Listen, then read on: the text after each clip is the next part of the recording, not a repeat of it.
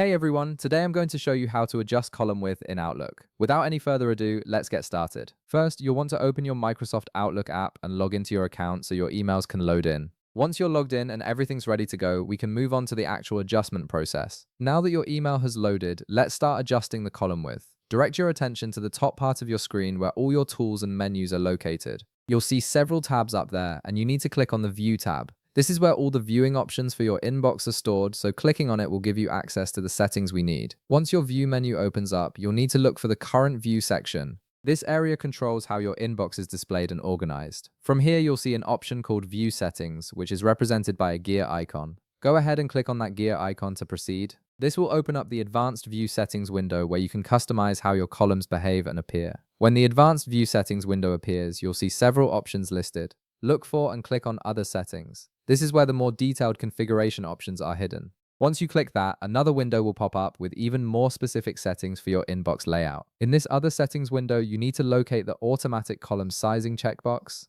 By default, Outlook automatically adjusts column widths based on content, which can be limiting if you want manual control.